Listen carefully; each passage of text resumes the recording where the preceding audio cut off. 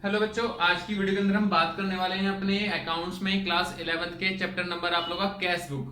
ठीक है बच्चों, आप लोगों की कैश बुक जो होती है वो दो तरीके से बनाई जाती, तीन तरीके से बनाई जाती थी पहले, यानी कि पहले single column, double column, triple column. लेकिन आज की जो सिलेबस में है आप लोग का क्लास 11th के सिलेबस में केवल दो तरीके से आप लोग की बुक्स बनाई जाती है। एक आप लोग की बनाई जाती है सिंगल कॉलम और एक बनाई जाती है आप लोग की डबल कॉलम। तो आज हम बात करने वाले हैं अपनी डबल कॉलम की। मैं आपको बताऊंगा फॉर्मेट कैसे बनाया जाता है, किस तरीके से प्रिपेयर करा जाएगा। तो प्लीज आप लोग चैनल के साथ बने रहने के लिए चैनल को सब्सक्राइब कर लें और वीडियो को प्लीज लाइक कर देना।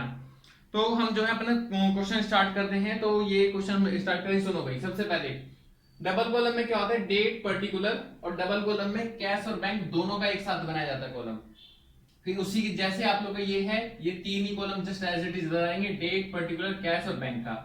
ठीक है बच्चों, ध्यान रखना, इससे इधर की जो चीजें होती हैं वो डेबिट कहलाती हैं और इधर वाली चीजें आप लोग की क्या कहलाती हैं, आप लोग की क्रेडिट कहलाती हैं। ठीक है, तो हम स्टार्ट करते हैं। पहला पॉइंट लिखा हुआ है कमेंस बिजनेस विद कैश, यानी कि कैश के साथ में बिजनेस स्टार्ट किया गया।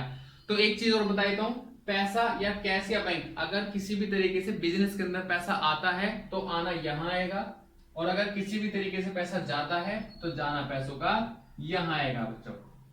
ठीक है, तो हम यहां से स्टार्ट करते हैं। सबसे पहले 1 जनवरी, यानी कि बिजनेस स्टार्ट किया गया है कैश के साथ में। ठीक है, तो पैसा आया, तो यहाँ पे आप लोग डेट लिख लेना। जैसे क्वेश्चन में डेट गिवन होगी, मैं डेट नहीं लिख रहा हूं।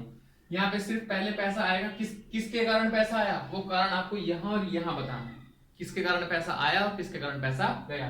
तो टू कैपिटल, और बिजनेस में आया क्या है हमारे पास में, कैश कितने रुपए का, 50,000 रुपीज का।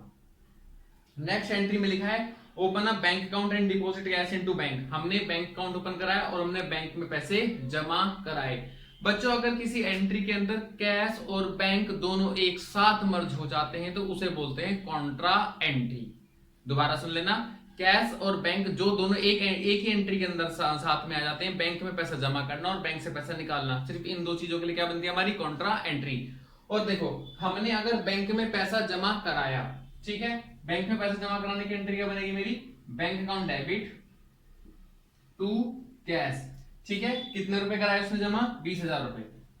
बच्चों, इस चीज को थोड़ा समझना इंपॉर्टेंट है। ठीक है, मान लो हम लोग ये ऐसे समझना, ये बैंक हमारा डेबिट है ना, यहाँ पे डेबिट लिखा हुआ है, तो इस बैंक को हम कहा लिख देंगे, क्रेडिट में, बाय बैंक। और ये कैश मेरा क्रेडिट में लिखा है, तो इसको कहां लिख देंगे हम, डेबिट में।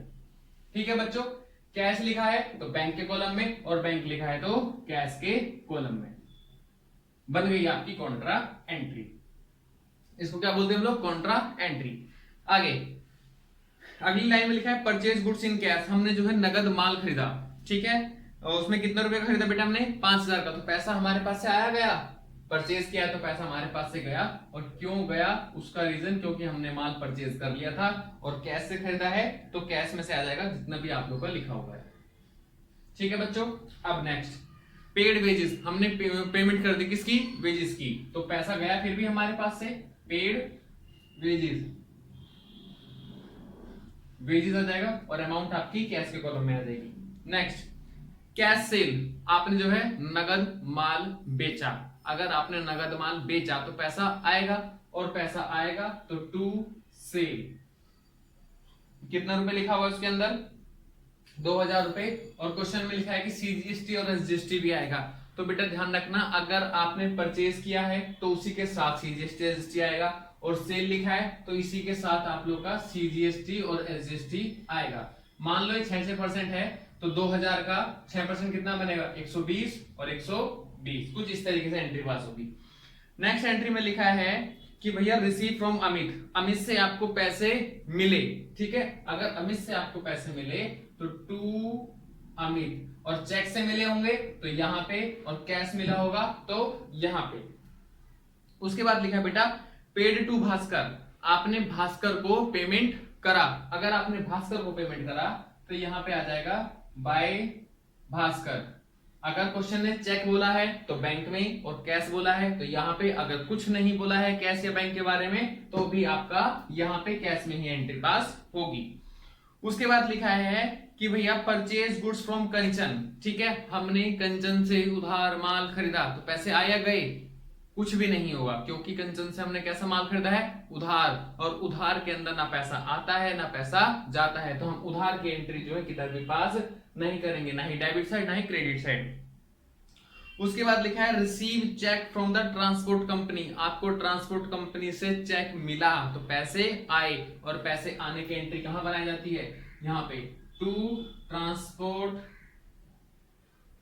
कंपनी, और चेक से पेमेंट आई है तो बेटा एंट्री कहां पास हो जाएगी आपकी, ट्रांसपोर्ट कंपनी यानी कि चेक के अंदर, बैंक के अंदर, ठीक है। उसके बाद लिखा है बेटा sold goods 4000 and CGST SGST and receive cheque, आपने माल बेचा 4000 का, उसके ऊपर 6% का क्या लगा, सीजीएसटी एसजीएसटी, और आपको चेक से पेमेंट रिसीव हुई है, तो बेटा पैसे आए हैं तो टू सेल कितने रुपए का, 4000 रुपीज का, टू सीजीएसटी टू एसजीएसटी, और 4000 का जो है 6% कितना बनेगा, 240 और 240, कुछ इस तरीके से एंट्री बनेगी, ठीक है। उसके बाद लिखा है cash deposit into bank, cash deposit into bank 4000 rupees. Simple सी बात है, अगर हमने बैंक में पैसा जमा करा तो सेम एंट्री बनेगी, bank account debit to cash. बच्चों ध्यान रखना है, इसमें हमने कैश बैंक में जमा कराया तो कॉन्ट्रा एंट्री बनेगी 4000 रुपीज, और यहाँ पे भी हमारा कितना आएगा 4000 रुपीज, और इसकी पोस्टिंग कैसे करेंगे वो समझना।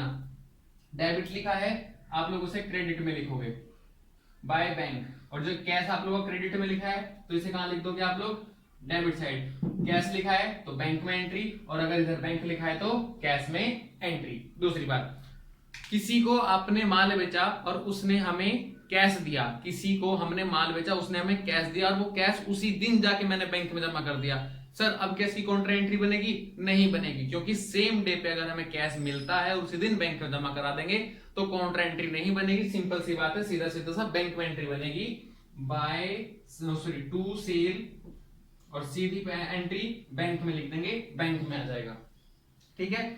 उसके बाद लिखा है आप लोगों को पेड टू शाम एंड रिसीव डिस्काउंट, आपने शाम को पेमेंट करी और डिस्काउंट मिली, 6000 रुपए का टोटल था, हमने 5900 की उसको पेमेंट कर दी, 100 रुपए का डिस्काउंट मिलेगा। तो बच्चों डिस्काउंट का तो कॉलम यहाँ पे है नहीं, सिर्फ उसकी एंट्री किसकी बनेगी, जितना आपने पेमेंट किया है, और पेमेंट आपने कैसे किया है, चेक से किया है, तो 2-3 पेमेंट करेंगे तो बाय शाम 5900, ठीक है। कुछ इस तरीके से बच्चों आप लोगों की पूरी जो एंट्री है ये पास होंगी। अब आगे क्या निकालना है, बाय बैलेंस सीडी निकालते हैं। बाय बैलेंस सीडी, अगर आपका ओपनिंग बैलेंस पिछले कई सालों से चला आ रहा है तो यहाँ पे कैपिटल ना लिख के क्या लिखेंगे, टू बैलेंस बीडी, ठीक है, और एंड के बैलेंस को क्या लिखते हैं हम लोग, सीडी। अब क्या करना, इस टोटल में से यहां से लेके यहां तक का सारा टोटल करना, और उस टोटल में से यहां से लेके यहां तक का सारा टोटल माइनस कर देना, और जो अमाउंट निकल के आएगी वो आप लोगों को क्या निकल के आएगा यहाँ पे, बैलेंस, यानी कि 100 रुपए 200 300 जितना भी निकल के आएगा।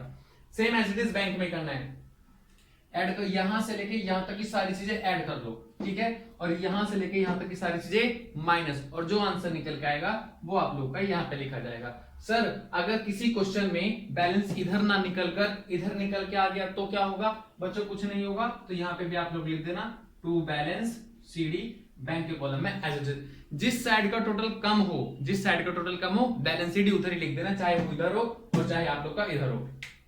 और अगर आप लोगों को मेरी वीडियो पसंद आई हो तो प्लीज चैनल को सब्सक्राइब कर देना, और वीडियो को प्लीज प्लीज प्लीज लाइक करके देना। थैंक यू यार।